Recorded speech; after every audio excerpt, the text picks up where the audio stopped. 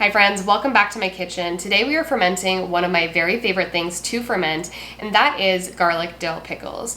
We are big pickle people around here, and I will always can a ton of pickles, but I do like to ferment some as well. So if you have any of those smaller cucumber harvests coming in that aren't enough to fill up a canner, this is a great alternate method.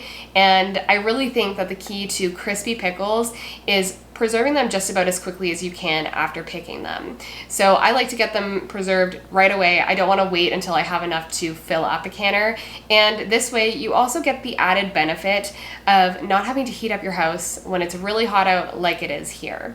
Fermenting is such an easy thing to get started with. I can almost guarantee that you have everything you need at home to get started with this, and you get the added benefits of probiotics, and what you ferment is going to last a very long time in the fridge or in a cold room if you have it. So the first step in making our fermented pickles is making our brine, and I like to do this first because that way it has the chance to cool off while we're getting everything else prepared in the jar.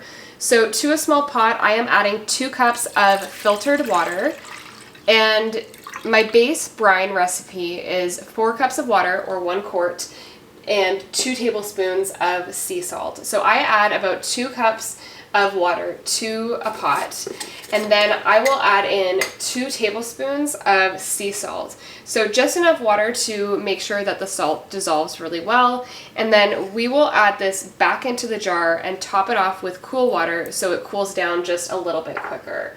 Now you do want to use filtered water. You don't want to be using any water that contains chlorine. That can interfere with the fermentation process and potentially kill some of that good bacteria. And for salt, you do want to use sea salt. You do not want to use iodized salt. The iodine can potentially inhibit the good bacteria from proliferating, and you do also want to avoid anti-caking agents in your salts. So I'm going to make sure that this is well dissolved, and then we will add this back into our jar and top it off with more filtered water.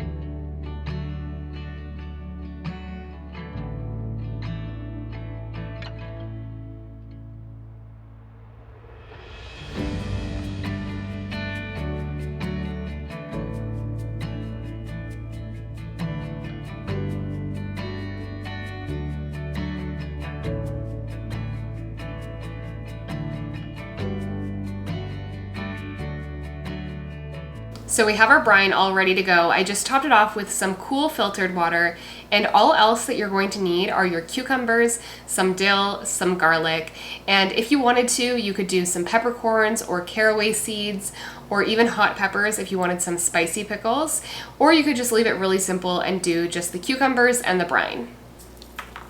So I'm just getting some garlic peeled and added to the bottom of my jar.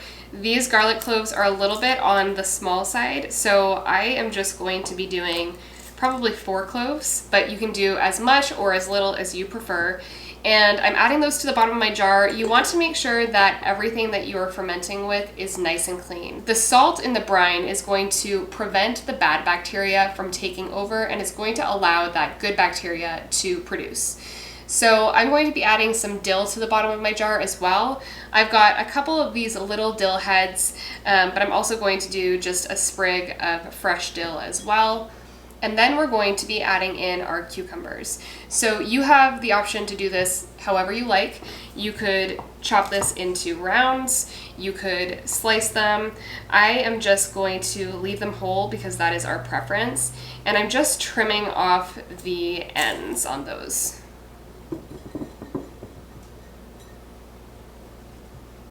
If you have leftover brine or you want to make up a larger batch, you can go ahead and do that and then just store it in the fridge so it's ready to go for other veggies that you might want to ferment. That will speed up the process even more. And you'll notice as your ferments sit on the counter, that brine is going to get a little bit cloudy. That is nothing to be concerned about. It is part of the fermentation process. And when you are done with your fermented pickles, you can actually save that brine and add it into a new batch as kind of a starter. And that's just going to speed up the fermentation process. You could also add in a grape leaf if you wanted. The tannins in the grape leaves will help to keep your pickles crispy. I'm not going to do that today, but that is an option.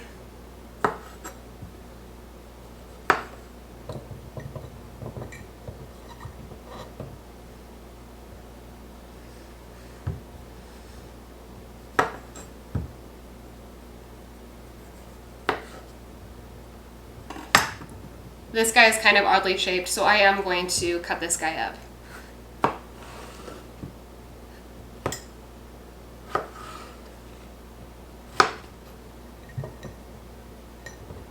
We have our jar filled, so I'm going to go ahead and top it off with some brine. Now, you do want to make sure that the brine is room temperature. You don't want it to be too hot because then you run into the risk of potentially killing off some of that good bacteria. So I'm just going to pour that brine over my cucumbers. And you'll see that some of those are floating at the top. So I am adding a fermenting weight. There are a whole lot of fermenting supplies that you can buy. And honestly, I feel like the fermenting weights are the only ones that are really necessary. You don't need to use an actual fermenting weight. If you can find yourself a big rock or even one of those 1/4 pint canning jars that you can tuck into the top, if you're using a rock, you're of course going to want to make sure that that is well cleaned off. You can put that into a Ziploc bag if you wanted. You can just fit that into the top. That's going to make sure that the cucumbers stay below the brine, which is what you want to prevent mold. And then I am just adding on one of my plastic mason jar lids, and that is all there is to it. So that is all there is to this. As you can see, this is a very, very simple recipe, and those fermented pickles are just going to be sitting on the countertop for up to 5 days, depending on your weather. Right now, we are having really warm weather, about 38 degrees Celsius or 100 Fahrenheit. So with that, it's probably going to be ready closer to 2 days, but there's really not a wrong amount of time to ferment them. You can just go by taste, depending on your preference. If you want them a little bit more sour, you're going to let them ferment a little bit longer. And so I like to set that jar in some sort of baking dish or plate or bowl on the countertop because there is a chance that some of that brine is going to leak out of that jar. So that way you're not making a big mess all over your countertops. Since I'm not using a fermentation specific lid, I'm just using a fermentation weight and then a plastic mason jar lid. What I'm going to be doing is giving that lid a burp every couple days or so. So I'll just do that by opening it a little bit, closing it back up, and that will allow some of that CO2 that's produced during the fermentation process to escape. If you're using an actual fermentation lid, you will not need to do that.